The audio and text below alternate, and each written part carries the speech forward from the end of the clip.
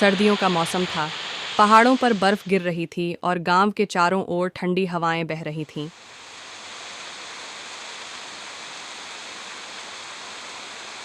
छोटे से गांव में गरीब परिवारों की हालत और भी खराब थी। अरे सूरज कब निकले? गाइस ठंड ने तो मार ही दिया। गांव में सुरेश नाम का एक किसान रहता था। वह मेहनती और ईमानदार था, पर उसकी गरीबी ने उसे हर तरह से जकड़ रखा था। सुरेश की पत्नी सावित्री और उसका 7 साल का बेटा छोटू उसके परिवार के सदस्य थे। बाहर लगातार बारिश हो रही थी, जिस वजह से सुरेश काम पर नहीं जा पा रहा था, जिसे 2 वक्त की रोटी के लिए भी वह परेशान हो रहे थे। घर में राशन भी खत्म हो गया है। अब हम क्या करेंगे? बाहर लगातार बारिश हो रही थी, जिस वजह से सुरेश काम पर नहीं जा पा रहा था, जिसे 2 वक्त की रोटी के लिए भी वह परेशान हो रहे थे। और अब तो सुरेश के घर की छत भी टपकने लगी। अरे अब मैं क्या करूं? एक तो यह ठंड ऊपर और बारिश भी रुकने का नाम ही नहीं ले रही। ऐसे में मैं कैसे घर की ज़रूरत को पूरा करूं? जी, हमारे घर की छत टपक रही है। अब हम क्या करेंगे? पापा, मुझे बहुत ठंड लग रही है। सुरेश ने छोटू को अपना फटा हुआ शॉल उड़ा दिया और खुद सारी रात ठंड में कपता रहा। जी, आप अभी तक सोए नहीं, क्या हुआ? मुझे माफ़ कर दो सावित्री, मैं तुम्हें अच्छी ज़िंदगी नहीं दे पा रहा, पर मैं बहुत कोशिश करता हूं सावित्री। तुम तो जानती ही हो ना। कोई बात नहीं। जी, इसमें आपकी क्या गलती हुई कि हम गरीब हैं? जी, भगवान सबके लिए कुछ ना कुछ करते हैं। भगवान पर भरोसा रखो, सब ठीक हो जाएगा। पता नहीं सावित्री कब हमारे अच्छे दिन आएंगे।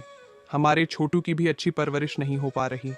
मैं छोटू को अच्छी ज़िंदगी देना चाहता हूँ। जी, कल से मैं अभी कमाने के लिए जाया करूंगी। जी, आप भी तो रोज़ काम पर जाते हैं और हम छोटू को अच्छी परवरिश करना चाहते हैं, तो हम दोनों को उसके लिए काम करना पड़ेगा। इससे आपकी मदद भी हो जाएगी और हमारे घर के हालात भी ठीक हो जाएंगे। हम इस भयंकर ठंड से लड़ पाएंगे।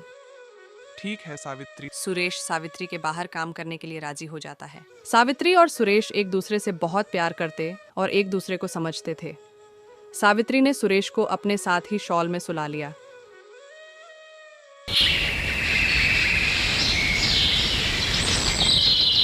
सावित्री काम ढूंढने के लिए गांव में चली गई।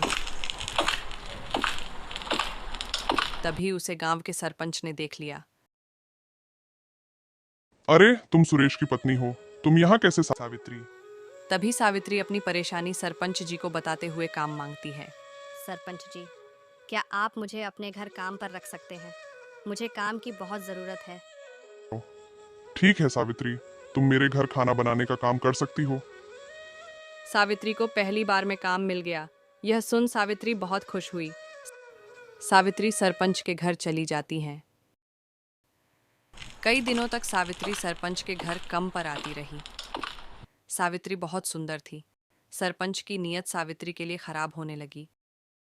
सावित्री सुनो, मुझे तुम बहुत पसंद हो। तुम सुरेश को छोड़ो और मेरे साथ रहने लग जाओ। इतना कहते ही सरपंच ने सावित्री के साथ बदतमीजी करनी शुरू कर दी। ये आप क्या कर रहे हो? सावित्री फुर्तीली थी। उसने सरपंच को बहुत मारा और घर आ गई। उस वहां से सावित्री को थोड़ी बहुत चोट भी लग गई थी। ये सब बातें सावित्री ने सुरेश को बताई तो सुरेश ने गुस्से में कहा, सावित्री, तुम अब कहीं काम नहीं करोगी। मैं खुद ही कमा लूंगा। तुम बस छोटू का ध्यान रखो। सुरेश चिंता में घर से बाहर चला गया और सोचता है, बस मैं अपने बच्चे और पत्नी को अच्छी जिंदगी तो क्या गर्म कपड़े भी नहीं दे पा रहा। मैं क्या करूं? तभी उसे रास्ते में एक अजनबी मिला। वह ऊनी कपड़ों में लिपटा हुआ था। उसने सुरेश की तरफ देखा और सुरेश की तरफ ही आने लगा। क्या हुआ? भाई, मेरी पत्नी और मेरा बेटा इस ठंड से परेशान है। मेरे तो घर की छत भी टपक रही है। हर घर में खाने के लिए भी कुछ नहीं है।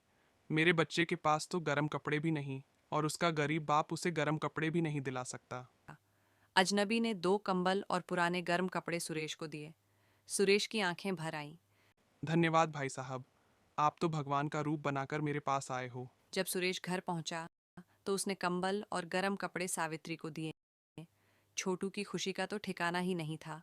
ये मेरे पापा हमारे लिए गर्म कपड़े और कंबल ले हैं। ये कुछ दिनों का ठंड और ज्यादा बढ़ गई। वह अपने जैसे और भी कई गरीबों की मदद करने के लिए सोचता है। अरे आज तो पहले से भी ज्यादा ठंड हो गई। हमारे जैसे और भी लोग इस कड़कड़ाई सर्दी से परेशान हो रहे होंगे। मुझे उनकी मदद करनी चाहिए। सुरेश ने लोगों को घर में कंबल दिए। गांव के लोग सुरेश पर बहुत खुश हुए और लोगों ने सुरेश को दुआएं दी। भगवान तुम्हारी लंबी उम्र करे, तुम खूब कमाओ और खुश